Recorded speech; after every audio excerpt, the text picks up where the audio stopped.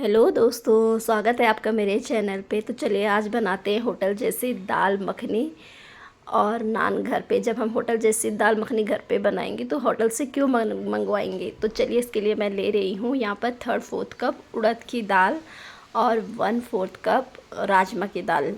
और इन दोनों को मैंने रात भर अच्छे से धो के भिगा के रख दिया था और अब मैं सुबह ही अच्छे से भीग चुके हैं। तो इनको और अब मैं इसको हल्के हाथों से ऐसे रगड़ कर धो दूँगी। इससे क्या होगा ना, ये दाल का कलर अच्छा आएगा। और अब इसको मैं 3 या 4 पानी से धो के अब मैं इसको प्रेशर कुकर में डाल दूँगी। और साथ में अब यहाँ पर मैं डाल रही हूँ 3 कप या 3 गिलास पानी के और आधा चम्मच नमक। और अब इसको मुझे 4 या 5 सीटी आने देना है धीमी आंच पे। और जब तक इधर हमारी दाल गलती है, मैं इधर नान की तैयारी कर रही हूँ। इधर नान बनाने के लिए मैंने 2 कप मैदा लिया है, उसमें आधा कप दही और 1 चम्मच शुगर पाउडर और आधा चम्मच नमक डाल दिया है। और अब इसके साथ में मैं डाल रही हूँ इसमें आधा टीस्पून बेकिंग पाउडर और साथ ही 1 पिंच बेकिंग सोडा मतलब मीठा सोडा। और अब पानी डालकर इसका अच्छा सा एक सॉफ्ट डो तैयार कर लूँगी। आप यहाँ पर इसका डो बनाने के लिए दूध का भी प्रयोग कर सकते हैं। मैं यहाँ पर पानी का ही प्रयोग कर रही हूँ। और आपको इसको बहुत मसलने की ज़रूरत नहीं है। बस जैसे ही ये एक डो के फॉर्म में आ जाता है, हम इसके ऊपर से आधा चम्मच जितना तेल लगा देंगे और इसके बाद इसको ऐसे रोल करके यहाँ पर आधे घंटे के लिए, फिर आधे कम से कम आधे नहीं तो 1 घंटे के लिए हमें इसको रेस्ट करने देना है। इससे क्या होगा ना, ये थोड़ी देर में जितना इसको हम रेस्ट करने देंगे उतने ही अच्छे से फूल जाएगा।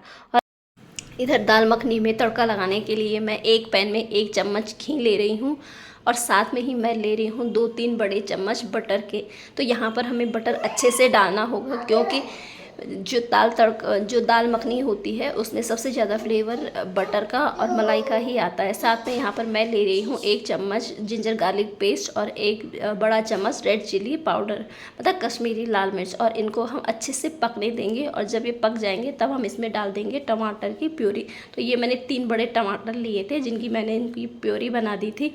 और अब इनको भी हम अच्छे से पकने देंगे। और जैसे इससे जो बटर है या घी हमने डाला था वो रिलीज़ होगा, हम इसके ऊपर दाल डाल देंगे और फिर हमें इसको अच्छे से पकाते जाना है।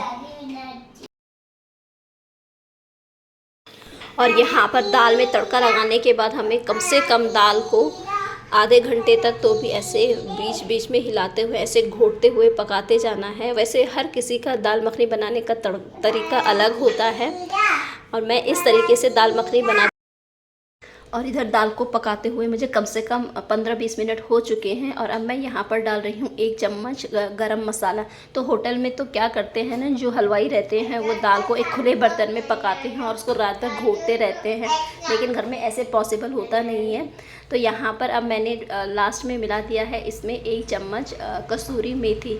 इससे भी दाल का जो स्वाद है वो बहुत बढ़ जाता है। और दाल को हमें ऐसे घोटते हुए ही पकाना है। इससे क्या होगा ना, इससे एक स्टार्च रिलीज होगा जिससे जो दाल है उसमें एक क्रीमी टेक्सचर आएगा। और लास्ट में मैं यहाँ पर डाल रही हूँ ये घर की बनी हुई मलाई, मतलब जो मैंने घर में बनाई थी। और अब आप देख सकते हैं दाल का टेक्सचर देख सकते हैं और दाल का कलर भी कितना अच्छा आया है।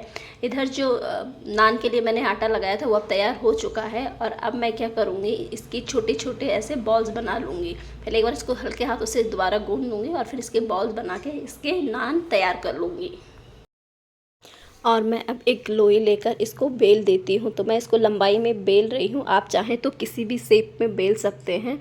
और इनको हमें हर चारों तरफ से अच्छे से एक साइज़ मतलब बराबर से बेलना है। और अब यहाँ पर मेरे पास कुछ बीज है, मतलब कद्दू खरबूजे के बीज है, तो वो मैं इसके ऊपर लगा रही हूँ।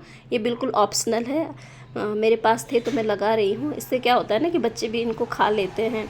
तो यहाँ पर मैं इसके ऊपर इनको अच्छे से अब ऐसे दबा दूँगी ताकि ये नीचे गिरे नहीं। और एक बार हल्के से बेलन से भी इनको ऐसे सेट कर लूँगी। और अब इसके बाद मैं इसको पलट कर इसके पीछे पीछे वाला जो पोर्शन है जिधर मैंने बीज नहीं लगाए हैं उस साइड में मुझे यहाँ पर हल्का सा पानी लगाना है। तो ये स्टेप बहुत ज़रूरी है। इससे क्या होगा ना कि जब हम नान को तवे में डालेंगे तो होगा क्या कि ये नीचे नहीं गिरेगा। और वैसे तो नान को भट्टी में बनाया जाता है, लेकिन हम घर में तवे में बना रहे हैं, तो हमें फिर इसको मतलब हल्का सा पानी लगाकर तब जाके हमें इसको तवे में रखना होगा। और अब हम इसको अच्छे से सेक लेंगे। नान बनाते समय एक बात का ध्यान रखिएगा कि तवा अच्छे से गर्म होना चाहिए। और कुछ देर में ही नान एक साइड से अच्छे से पक चुका है। आप देख रहे होंगे इसमें कुछ बबल्स निकल रहे हैं। और अब हमें क्या करना है, दूसरे साइड से हम इसको पलट नहीं सकते हैं, लेकिन हम इसको जो तवा है तवे को ही पकड़कर हम इसको ऐसे आंच के ऊपर उल्टा रख के अब इसको ऊपर की साइड में सेकेंगे। तो इससे भी जो हमारा नान है बहुत अच्छे से पककर तैयार हो जाएगा।